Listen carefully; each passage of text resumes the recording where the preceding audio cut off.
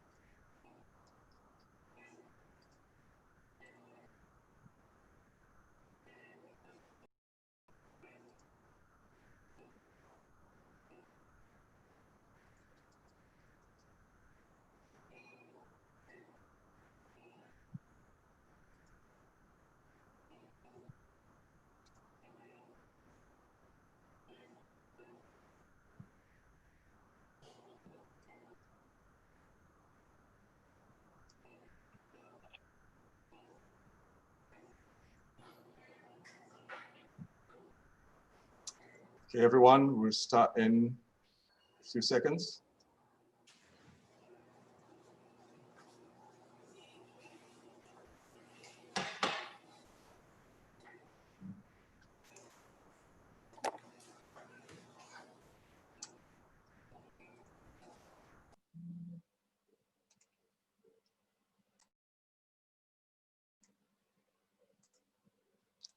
Well, thank you everyone for joining us here on YouTube.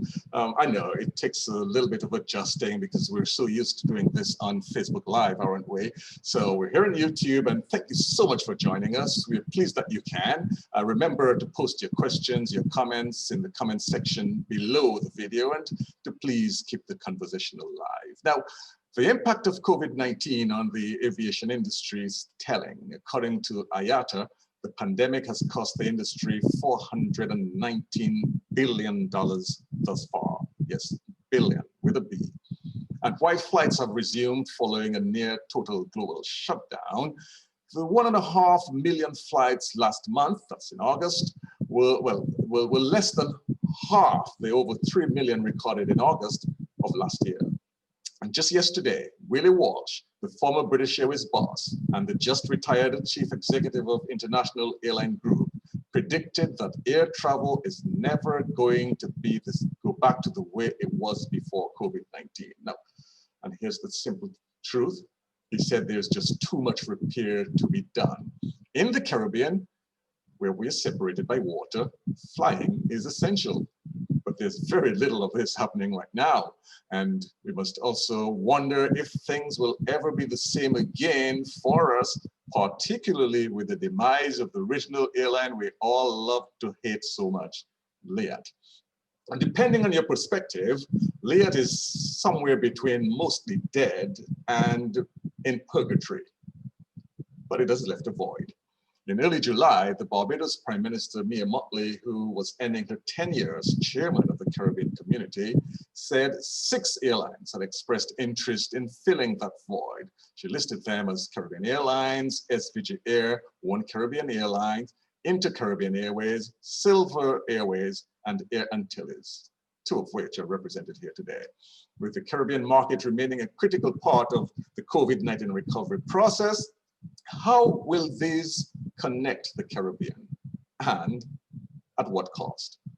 We're joined today by Dion Liger. She's the head of corporate communications at Caribbean Airlines. Lyndon Gardner is the chairman of Inter-Caribbean Airways, and Les Boyd Brown, he worked for Liat for over 40 years. He's now an aviation consultant. Thank you, all of you, for joining us. And we're happy that you can be here with us. But let's talk a little bit, first of all, and Lesroy, I want to start with you as the consultant, the aviation consultant. Tell us, from your perspective, how you see the state of the aviation industry in the Caribbean right now. In a couple of words, we've somehow lost the video and the audio. So let me go to, okay, here he is, come. You're muted. I believe you're muted.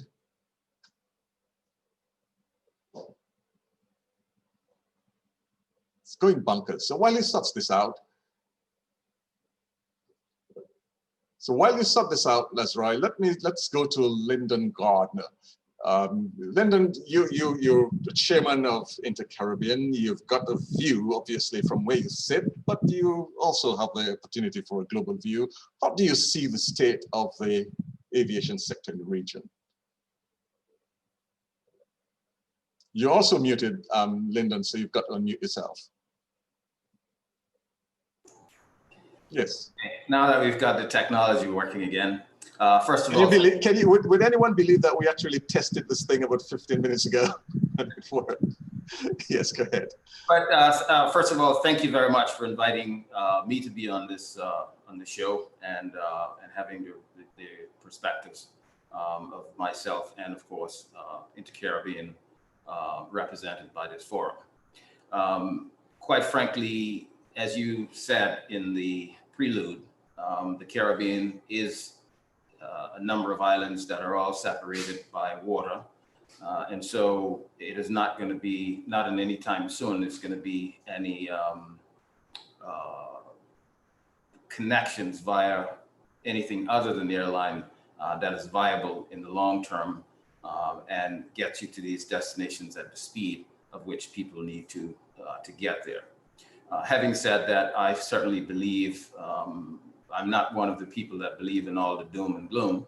I certainly believe that we will see a return to flying. It may not be as quickly as other regions may have, or it may not be as quickly as we forecast it to be.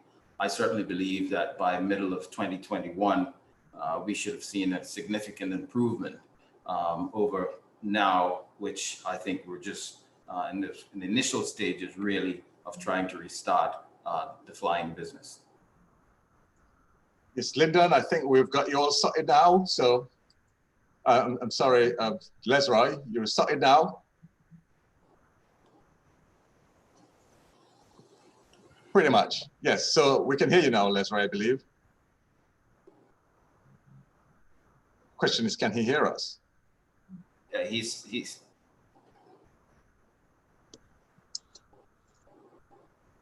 Can you hear me now? Yes, we can hear you. We can hear you. Go ahead, please. Excellent. I would just like to add that it is in a really bad state. The air travel in the region is in a really bad state. You pointed out earlier that British Airways indicated that things are bad, real bad. In fact, the IATA's regional Vice President, Mr. Peter Serder, has been quoted as saying it will take at least 3 years for international airline travel to recover from the COVID-19 pandemic. In the region, if we analyze what took place after closure in March, between the period in March and May, commercial travel was basically at a standstill. We were moving cargo in the region. There was some level of activity with the movement of the repatriation of persons as well as medical personnel. On June 4th, when American Airlines came to Antigua, international travel started once again to the region. After that, in the reopening of St. Lucia, Grenada, and Barbados, we saw a trickle of travel in the Caribbean. We now have a Caribbean, one Caribbean Airlines, Inter-Caribbean, Air Antilles, Winair, SVG Air, offering services. So there is some level of movement within the region. Up to this day, however, because of the closure of several airports and borders, the airlines' operations have been severely affected, operationally and financially. The pandemic has created a problem for every airline in the world, whether they be public or private. In the region, up to this day, we have Trinidad, the home base of Caribbean Airlines, still on lockdown. That is a major problem for Caribbean Airlines, of course, but they are coping, I think, with the movement of a base to Barbados, or the setting up of a base to Barbados. Even with the travel begun with the airlines, because there is a problem with persons requiring a negative PCR test, it presents a problem for persons to travel. Persons are also required to be quarantined on arrival for some period of time at many of our destinations. So that has created a problem for movement in the region. I will stop so there. let me jump in here, if you allow me a second here to jump in here. So if we were to summarize it in just about a sentence and a half, it's half a thought, isn't it? Where would you say, what would you describe the state of it? Lyndon says, you know, it's not really very good now, but he's pretty confident that things will return. Summarize it in one sentence or two for me, or fewer, if you may, what the state is. Good, Air bad? travel is a necessity in the region. It will come back at some stage. How and in what form, with what carriers, I think we would be speculating. So I think we'll just have to wait and see. From where you sit, Dion Leguer, or from Carl, what are you seeing in terms of the state of regional air travel? And don't forget, yes. Yes, firstly, good morning and thank you for having Caribbean Airlines participate in this very important discussion. I have listened carefully to the views of both Mr. Brown and Mr. Gardner, and they both hold merit in their own right. Within the Caribbean, we're aware that there are no bridges. So the mode of transport, as has been said, is primarily air travel. From the point of view of Caribbean Airlines, it would be imprudent to state that we were unaffected.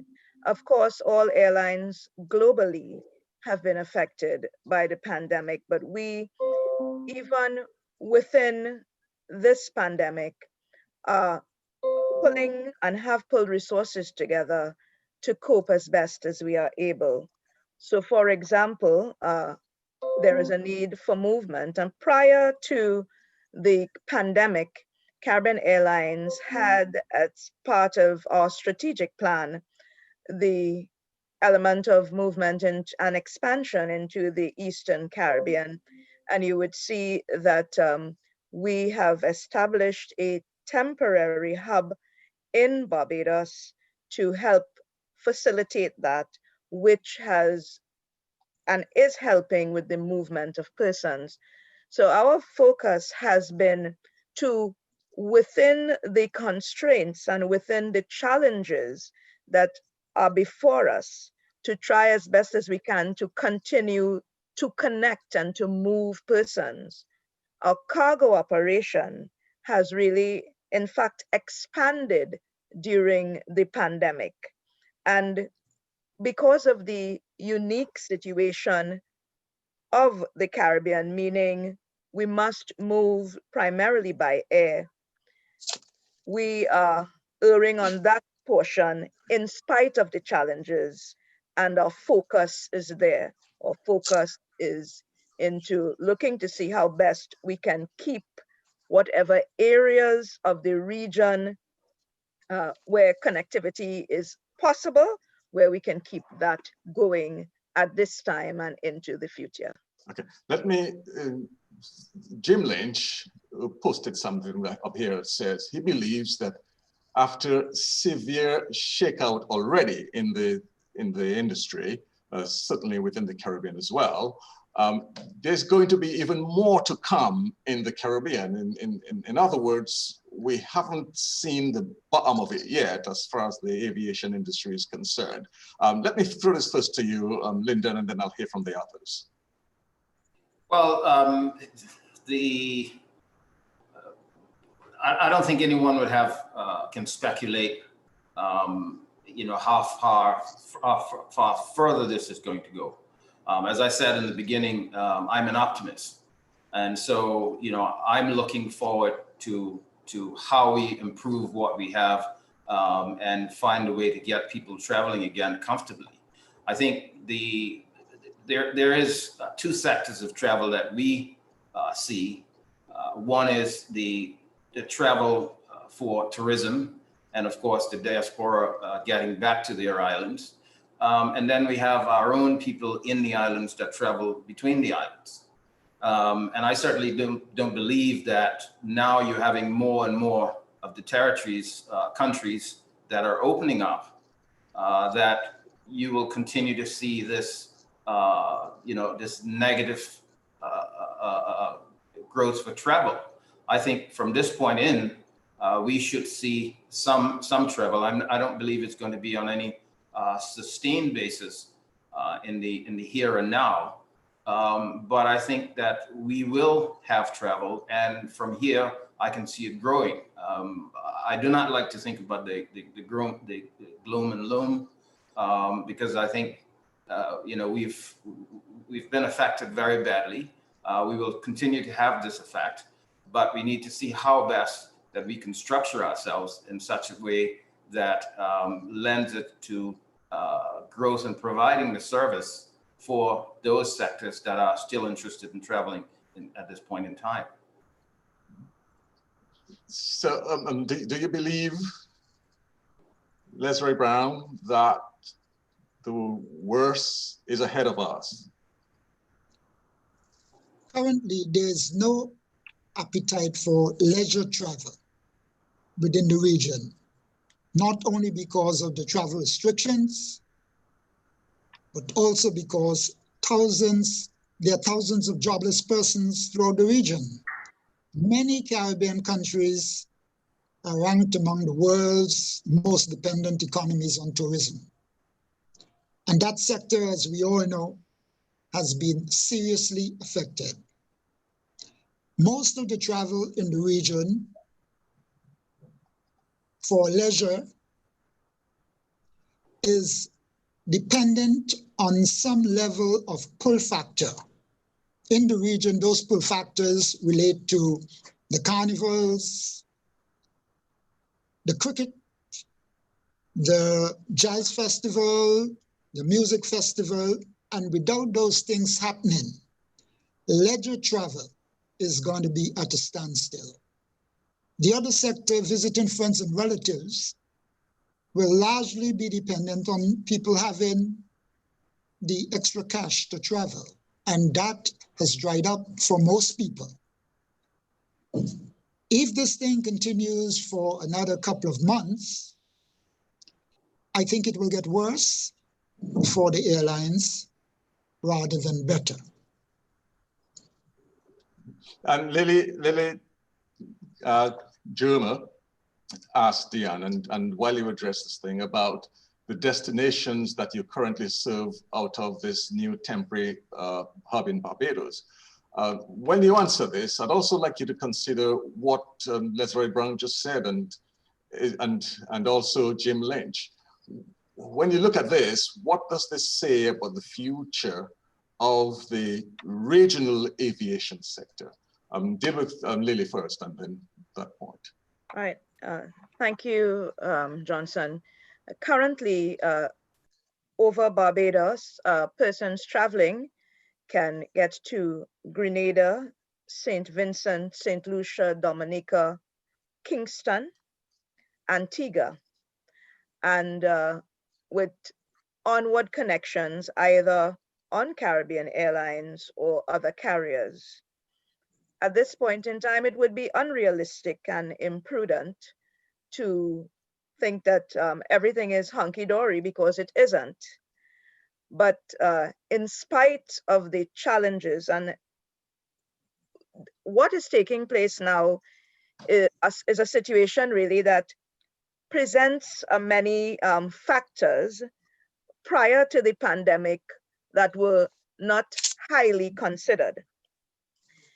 What is required at this time really is a very steep curve in the context of persons adjusting, because for the foreseeable future, what we would have known airline travel to be, it is not.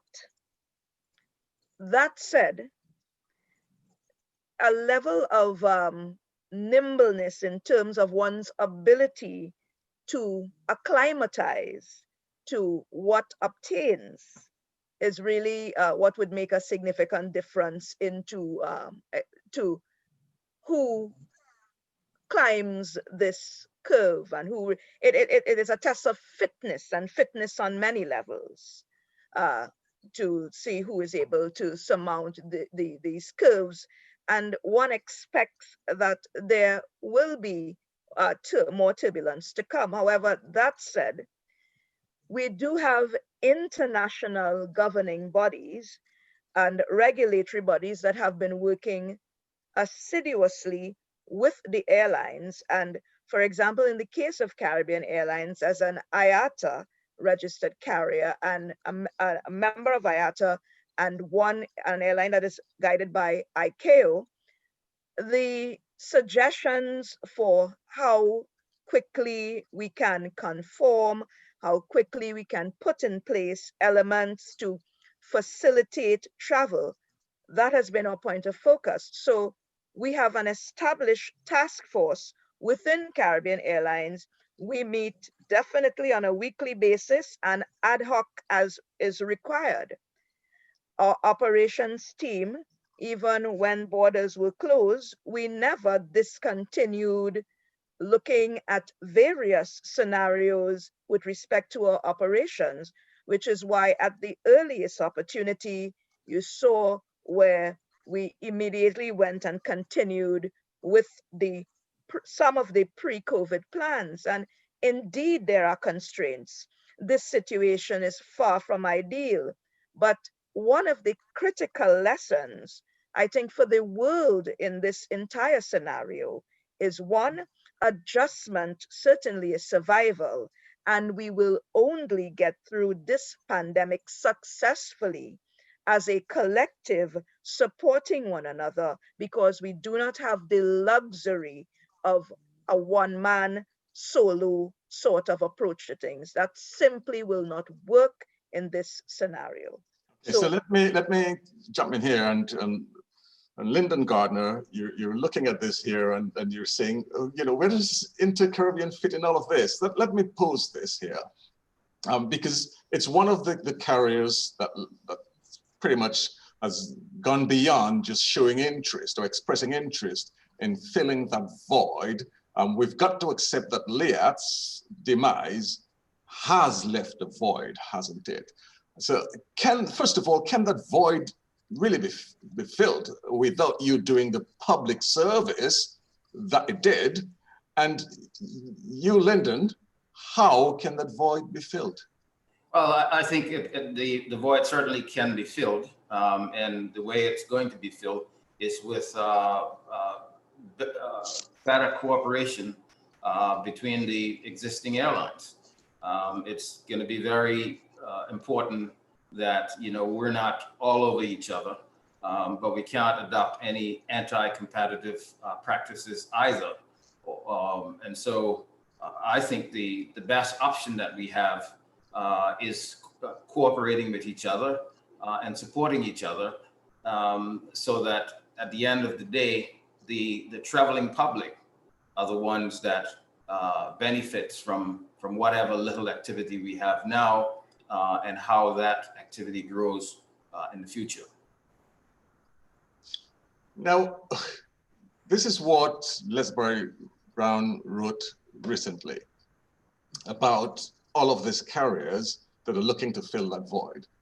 He says, Caribbean Airlines and Inter-Caribbean Airways, in this strategy to fill that void, set up aircraft and crew bases, two of them, in Barbados. Inter-Caribbean Airways, in its quest to dominate, filed a very aggressive flight schedule. There are now 3 carriers, Caribbean Airlines, Inter-Caribbean, and Air Antilles, offering scheduled flights on the Barbados-St. Lucia route, for example, fiercely competing in a shrunken market. This is a situation that results in regular cancellation of scheduled flights due to poor loads, and people are already voicing frustration and so on. The question is, all of these little carriers, you seem to be doing a Barbados-St. Lucia, Barbados-Dominica. I would expect when Guyana opens, probably Barbados-Guyana. But can all of these little carriers, really compete and remain viable when you're looking at a tiny little market? You have 3 carriers to St. Lucia from Barbados. Well, put that to you again, Lyndon, then Dion, because these were Lesroy's words. We've already expressed how he feels on this. Well, there's no question that the level of travel that exists on the markets today, they are very lean markets. Certainly, we went in with a positive attitude. We had filed a fairly aggressive schedule. We were of the belief that there was going to be better loosening up of the travel restrictions. There was going to be an effective bubble, and there was going to be travel back from the US into a lot of these islands. Now, what I can tell you is that the airlines may be down, but they're not dead. And I continue to say this, but I'm very passionate about it. And I think we cannot allow ourselves to just think about the gloom and the doom that exists here and now, but we must adapt ourselves, and we must be nimble enough to make all of the changes and make the right moves for future, because tourism is going to come back.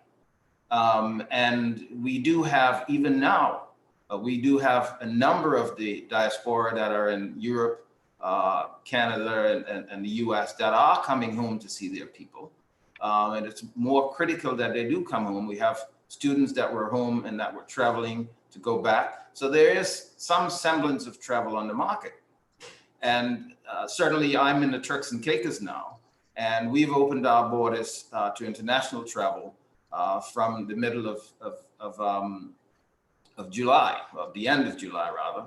And I can tell you that we've been seeing a definite uptick in our tourism numbers.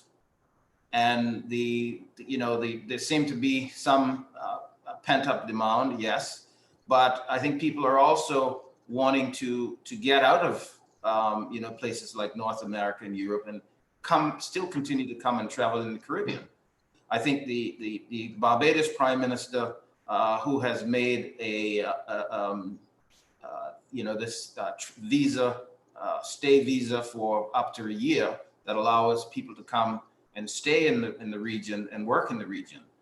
That is also a positive step, because you will find people that come, say, to Barbados for that year, but they may also want to go and travel to St. Lucia, St. Vincent, or some of the other islands while they're there, so they get in the full experience of that Caribbean 1 year working holiday, so to speak. And so I feel that, whilst we do have issues now, it is how we ourselves basically position ourselves for that future growth when it comes. Right. Thank you. Diane, again, the same question. Aren't you, I've seen flights to Dominica and Caribbean Airlines, into Caribbean, One Caribbean, you're seeing all these adverts coming up, Antilles, all are going to very tiny market with tiny populations. Can you sustain this? Johnson, I'll answer that question this way. Patience, prudence, planning, not necessarily in that order, but those are factors which will be critical success factors in the coming months. I'd reiterate, much of what is happening is new, and it will come with a level of inconvenience, because there are times that commercial decisions will be made that would regrettably impact customers. For example, when airlines may need to consolidate flights due to loads. But you see, these things are all built on premises that we are aware that the market is thin. We are aware of the unpredictable nature of what is taking place at this time. But so long as the limited resources allow, we continue apace as best as we are able. So we're looking to strengthen our strategic alliances with larger international carriers, so that persons who may be looking that pent-up demand that persons may have, at least there is a way in to facilitate that movement. No one expects bumper loads. No one is expecting at this time bumper traffic, but what it causes one to do is to manage your limited resources to sort of be like water and find your way in this very murky situation that the world has found itself in. I'm going to put the point to you slightly differently, Lesroy, and I'm going to read what Hugo Clarinda in Curacao said, and I believe Jim Lynch as well. They're saying the same thing, probably in different ways. It's time that the airlines in the Caribbean work more closely with each other on a strategic level. We are too small and fragile. By joining forces, we'll be able to have a stronger airline alliance. That's Hugo. Jim Lynch. Caribbean aviation is split among the former colonial languages and other lines, and few, if any, of the carriers cooperate with each other or serve each other's destinations. It's not likely to change. That's what he's saying. The point that you raised, Leslie Brown, is that you keep doing this, we're going to keep frustrated, and we're not going to go anywhere. What do you make of the points that Hugo and the others are making? Absolutely. We have been fragmented in our approach to air transportation in the region. The market is too small for so many carriers to be doing their own thing. Competition is something that a number of Caribbean territories consider to be the best thing for them. Competition certainly helps the consumer, but it affects the carriers who are competing. We have seen it over and over and over again. If we examine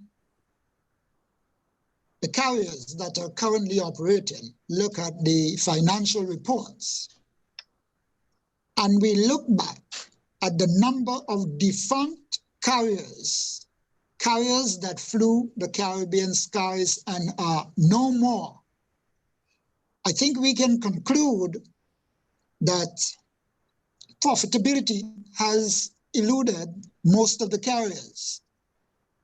And for Caribbean carriers to become profitable, there's certainly a need for us to do things differently, come together and do things that will reduce the overall cost of each carrier. The cost of operation is just too high for each carrier in these small markets. And there are ways that you can do things together and reduce your overall costs. I can tell you that some years ago, Sept and Caribbean Airlines tried to come together. Actually, a company was formed in Trinidad, Caribbean International Airline Holdings, with Sept and Caribbean Airlines being the contributor to that company. It never got off the ground. We also considered doing things together, like handling each other where the other carrier was stronger, joint fuel purchasing. There's several things that can be done to reduce costs, and that has to be the answer. I trust that Caribbean governments, all Caribbean governments, not only CARICOM, but including obviously Turks and Caicos, which is not a CARICOM country, can see that for Caribbean aviation to survive and thrive, that there must be a coming together of the resources to reduce the competition and forge a path that they can ensure that there's air travel within the region that can be sustainable. GB's solution says, and Lyndon, I would like you to think of this, can you look beyond the British Caribbean in order to expand the current Caribbean market? What are you doing in this regard? Let's keep it brief, because I've got a couple follow-up questions here. Well, I think it's inevitable that we must look towards the entire Caribbean, British, French, and Dutch. And we certainly had a plan by 2025 to be in every major Caribbean island. COVID has certainly put a damper on that, but that is certainly our focus to continue in that direction. Now, Dion, a couple of quick questions for you, and keep it brief as well, because I need to follow up on something that Leslie Brown said. First of all, from Kennedy Pemberton, he wants to know if there are any plans by Caribbean Airlines to offer flights to St. Kitts Nevis, and if you do, roll out timetable, et cetera, et cetera, et cetera. There are plans to expand into a number of territories.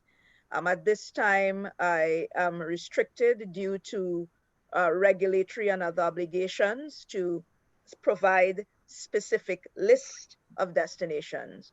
But I can confirm that we are looking at several destinations within the Caribbean and beyond the English-speaking Caribbean. Okay, and there was another question regarding Malan Marden. I wanted to know the general load capacity at this time. For on average, what's your load capacity? And both of you, Caribbean Airlines, Inter-Caribbean, will you be seeking or have you sought any form of assistance from the countries? I'll start with you, first of all, Dion, and then Lyndon. For the regional operations, Caribbean Airlines primarily operates the ATR 72-600 aircraft. Our aircraft are configured at a capacity of 72 or 68 passengers. It's a one cabin service. And in terms of the approach to various governments, there are a number of ways in which alliances are pursued and are being pursued with respect to how persons can work together. Because Mr. Brown has raised some excellent and valid points, and I made the points previously that success in particularly at this sensitive time will be enabled through collaboration. And I suspect hidden in that question by Marlon Martin is right now, on average, about how many passengers are you half full? Are you 20% full on average per flight? And Mr. Martin would know that load factors, of course, that is competitively sensitive information. So he asked for the capacity, and I'm happy to provide the capacity. We are able to carry 72 passengers or 68, depending on the aircraft configuration. Lyndon, same question from Marlon. In the interest of time, I will just give you what we're operating on the region, which is the Embraer 120. And this is a 30-seat turboprop aircraft with, of course, a stand-up cabin and a bathroom and a flight attendant. I will invoke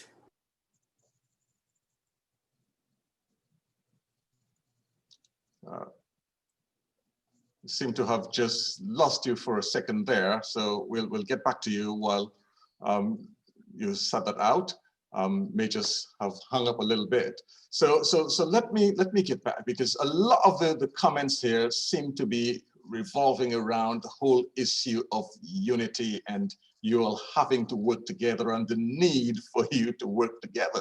Here's Francis Scantlebury at the airport in St. Lucia. There are too many taxis within the region. Can CARICOM review this to help restart the market? Now, as soon as Lyndon, are you back, Lyndon?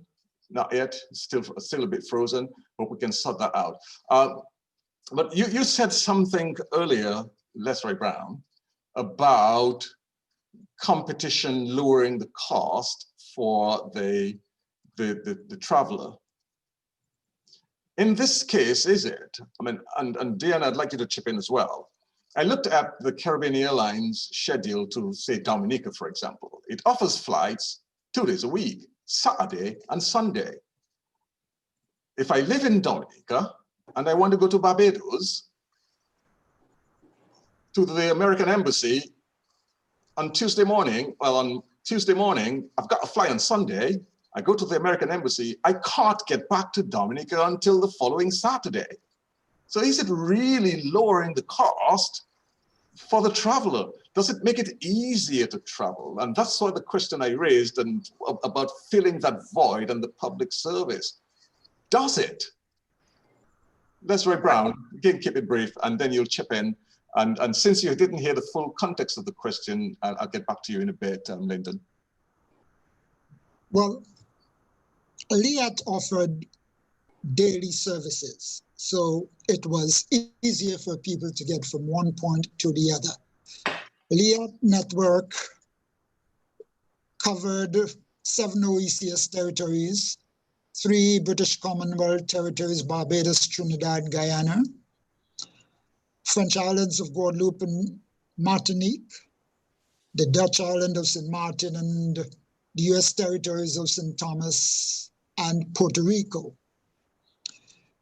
In the absence of a similar type network, travelers will be obliged to probably use more than one carrier or use a more circuitous journey route in order to get from one point to the other, and certainly may not be able to get between the 2 points they intend to travel within the time that they have allotted to them. And you just made the point that a carrier offering 2 flights a week does not provide the convenience that you need as a traveler. When that is the case, you may probably just decide to cancel your trip. So that is one reason why loads may continue to be low, because people are not traveling because it's not convenient to travel. Let me just jump in there, and Dion, I'd like to hear your point of view. Yes, I'd really like to jump in there, Johnson. Firstly, that I have to reinforce the point that we are operating at a time where there is a lot of adjustment. Many things are new. So for example, the 2 days a week, while that is accurate now, you would notice by the middle of October, and it was stated in the release that went out, we expect to increase the schedule to 4 times per week at this time. There are many things that are new for many of us. And so schedules at this time, it's one of the elements that commercially we have to work with and adjust.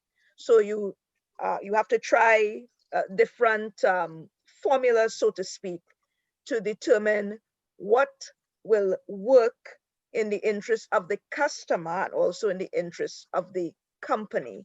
So initially you would find it 2 days, and then there is an intention to go to 4 days, which will make things offer a degree of greater flexibility for persons. Again, we are walking this process based on the very new dynamic with which we're all dealing. Lyndon, before the technology held you up a little bit, you were dealing with the question posed by Malin Marden about your loads and whether or not you were seeking assistance, and by that I suspect he meant financial, from any Caribbean governments.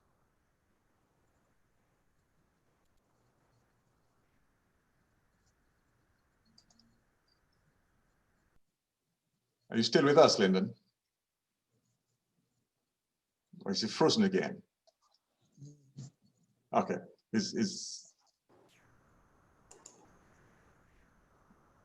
Okay. It seems to be frozen again, so hopefully that is sorted out. Claudio Buncamper, who is at Winair. Consistent corruption of. Oh, there you are. Yes, Lyndon. We can't see you, but we can hear you, so let's proceed. Is that there are initiatives that we're working at various government levels to try and get some kind of assistance with. Okay. I think it's. Yeah, you're fading. If you sub that out, right, that's better. So we can, now that we can see you, we could probably hear you better as well.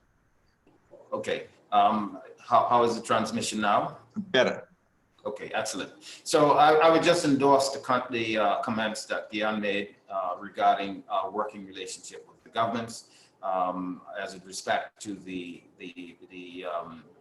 load factors that we have.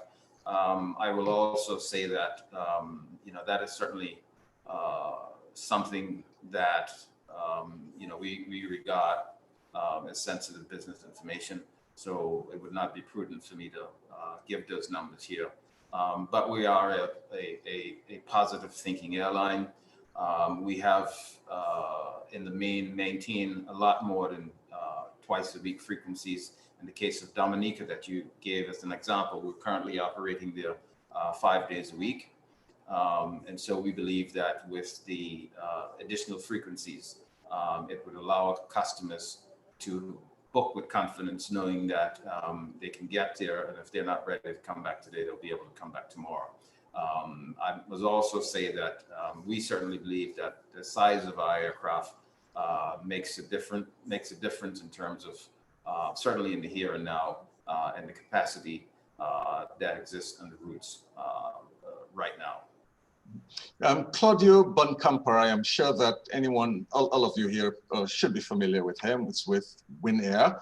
It says, he agrees that the carriers should work together. He says that Winair has agreements with Air Antilles, with Inter-Caribbean, with Air Carib, with Caribbean Airlines and Liat. So having agreements allow us to sell each other. Way to go, but a lot of the comments that I'm reading here on this YouTube page are suggesting people aren't getting the sense that you're prepared to take that extra step in this collaborative way that Les Brown spoke about, whether it's with purchasing fuel as in bulk, whether it's looking at each other's schedules and three of you don't offer flights to the same place where the numbers are limited. That lots of the people here are getting the sense that you don't want to cooperate. This is what's these are the sentiments I'm reading here. What's your message to these people? All of you, go ahead, Lyndon.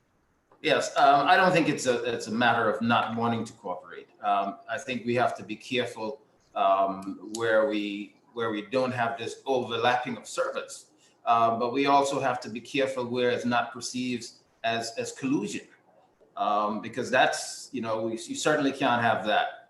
And I think that we are making more effort to ensure that there is greater cooperation between us, and in doing so, just a simple fact of being able to sell each other's flight and have people ride on certain parts of our network, and also looking at some of the frequencies that we have, so that again, this overlapping is not there, but it's a very fine line between rigging schedules and having an overlapping of service. Mm-hmm. Fine with you guys? Okay, so I'd like to move to the other key point that we want to talk about. In connecting people, you're not just doing the service for the people of the Caribbean who want to move when they want to move, but you're also connecting people who are coming to the Caribbean and who have to travel through one hub or the other. What sort of airline code sharing that you're doing right now as you look to fill that void that's left by Liat? I'll start with you, Diane. We'll hear from Lyndon, and then we'd want Leslie's point of view on that. Thank you, Johnson. Well, we do enjoy interline agreements with many of the large international carriers. And I would cite a specific example of an expanded agreement with Virgin Atlantic, for instance. And this really will help to facilitate the movement of persons into and out of the region to the UK and beyond that gateway. Because, of course, Virgin has an extensive network, and they also have partnerships beyond that. We do enjoy a level of, we do have an interline with British Airways. And while there are limitations with respect to I don't want to get into overly technical terms regarding code shares versus interlines, because those are very specific terms to our industry. What I can say is that we do enjoy agreements between and among several carriers within our own area. We have agreements with Suriname Airways. We are engaged with, we have understandings with Bahamas Air, with other carriers servicing the region as well. So it is beyond just international. We also have intra-regional, but those agreements exist. And those agreements also are being reviewed, enhanced, expanded based on the new scenario that we are all facing. I hope it answers some of the question. Yes, Lyndon? Well, I would again, in the interest of time, I endorse what Dion has said. But you know, we as a carrier we also have interline agreements with some of the same carriers that she's mentioned. And we see that as being a positive. On the other side, though, we find that some of the North American carriers are not so eager to have interline agreements, and that is because you know, their preference would be to just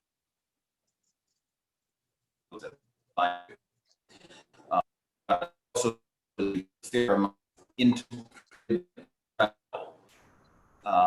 way that we can work and we. Okay, so again, we're having some bandwidth issues with you here. So I'm going to pose that question to Lesroy. We've heard a lot here about the agreement between international carriers and the regional carriers here.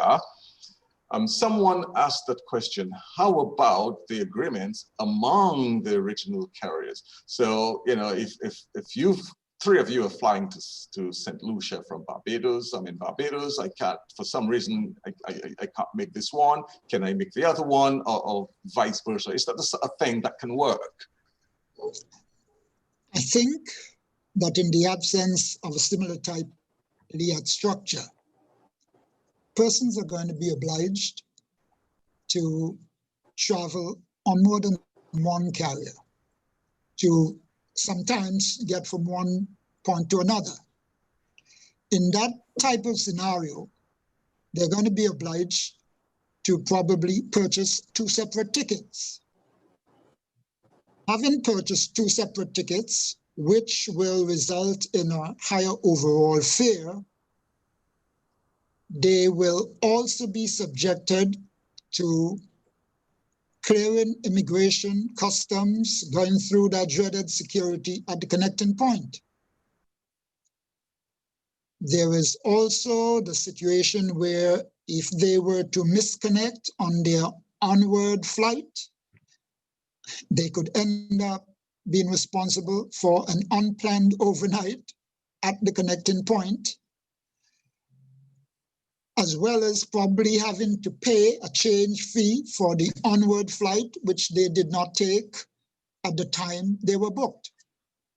So it is going to be very tricky, probably definitely more costly for movement within the region, unless the governments can assist by creating a common space where from origin to destination, whether you're changing carrier or not, you would not be obliged to go through immigration, customs, and going through security once again. And I think the governments can indeed play a part in easing up on those things. That's not a novel idea. They've been talking about a single space to eliminate some of the security checks, and nothing has happened so far. So maybe in this pandemic era, we will see some activity to create some level of facilitation among the airlines to make it easier on the customers. I notice you're nodding, Dion. And this is not nodding, falling asleep. This is nodding apparently in agreement with what he said. I'm not falling asleep at all. I say it seems to be nodding in agreement with what he said, not nodding, falling asleep. Because what Mr. Brown has identified, airlines, we have raised in many fora for quite some time, and it is a discussion that needs to hasten at the higher levels, I should say at the appropriate levels. We all recall Cricket World Cup, I believe it was 2007, where we did create some semblance of free movement to facilitate that quite successful from that standpoint sports tournament. And perhaps COVID-19 will prompt us in the context of ensuring that we also meet our international regulatory requirements, because some of the movement is constrained by our having to meet US entry requirements, having to meet other international entry requirements. So, but it's certainly to lean towards what Mr. Brown is saying, it certainly requires fairly immediate furtherance of a discussion. What do you make of this whole thought of, Lyndon, of just trying to make sure it is as seamless as possible so it's easier for you?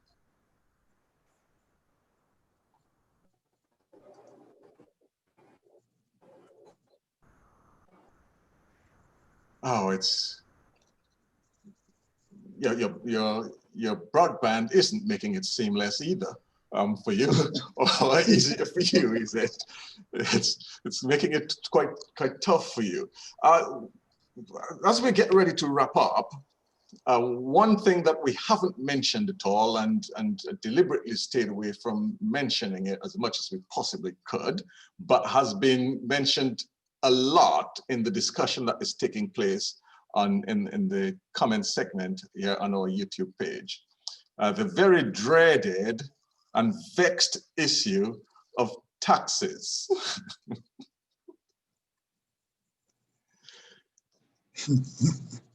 I don't have to say anything else. Let's spare Dion the agony of having to deal with this and go to you, Lesroy.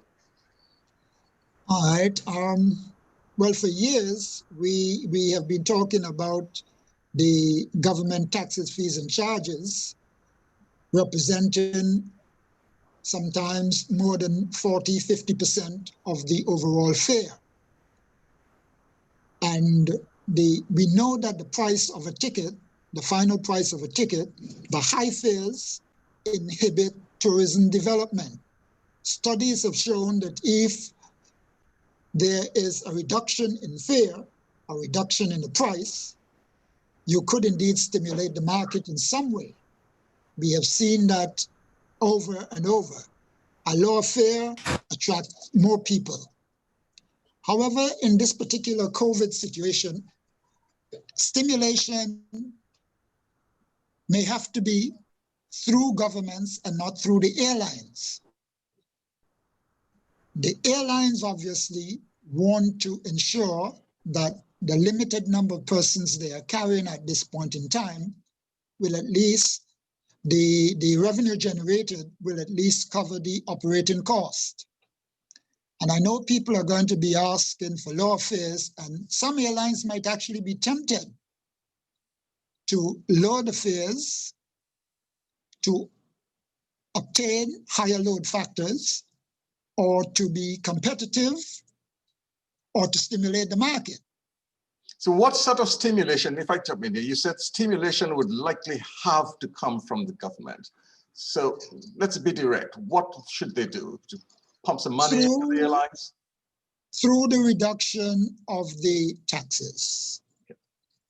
Through the reduction of the taxes. If they don't have money, I mean, the economies are under tremendous pressure because of the pandemic. So we can't ask governments certainly to put any monies into the airlines. So you think the best thing to do would be to reduce, and would just be the exit taxes or landing taxes as well, because this could be part of the problem, couldn't it? Well, there's so many small taxes in all of the various territories. I think some of them in some countries could be eliminated. Some of them could be halved so that you don't completely eliminate the government taxes. We cannot expect to eliminate the government taxes. All of the governments are dependent on their taxes as well. But at this particular point in time, for regional travel to get going, it has to be some level of stimulation through government taxes. The airlines are hurting. The airlines are hurting too badly. Okay, Lyndon, hopefully this time it's going to be kind to you and allow you a word or two into what needs to be done. What must the governments do now to save the regional aviation sector and to encourage the travel among the people of the Caribbean while with the international scene still struggles?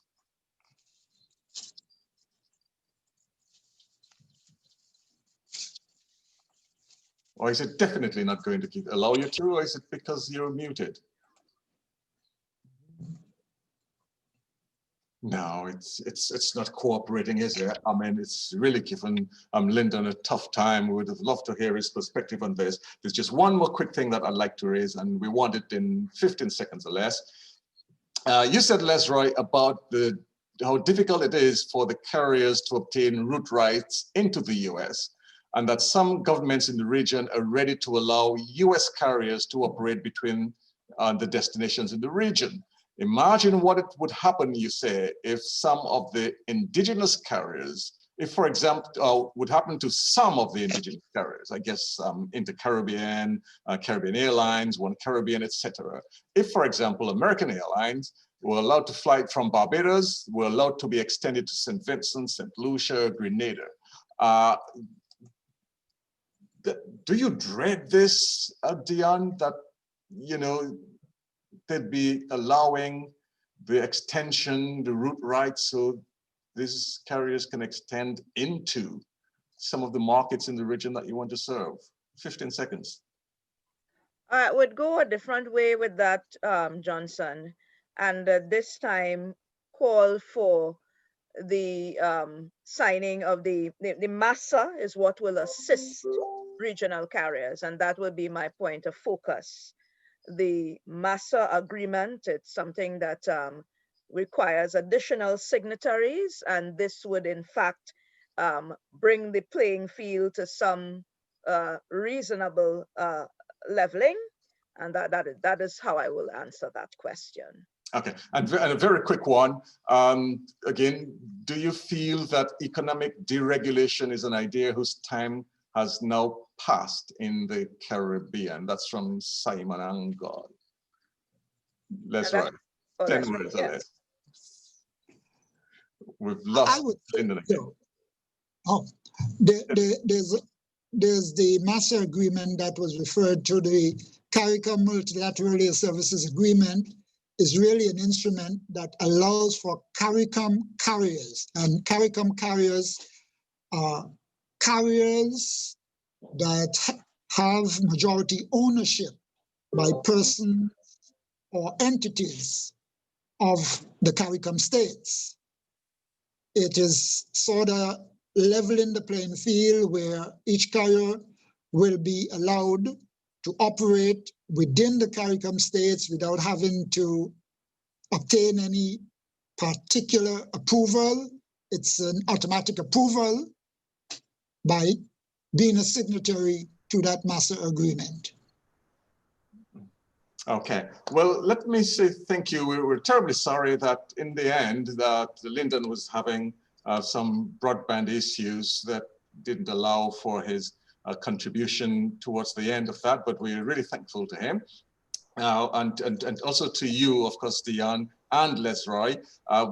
I'm sure the discussion will continue and these conversations will go on. So at some point, I'm going to bring you back together again in one way or the other so we can keep the discussion going and keep the ideas flowing and the recommendations for better travel among us. Thank you, Sharon Coward. She manages the IT aspect of the stream and has always done a fabulous job on it to make this work. Most of all of you who participated so actively in this, for the questions that you asked, the comments, the discussion among you.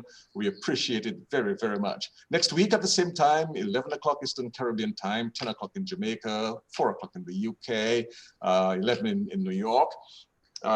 We have another discussion. This time we'll be exploring diversifying the Caribbean tourism industry. Interesting topic, I would think. So we look forward to you joining us. Until then, we hope you have a lovely, lovely day. Goodbye. Thank you.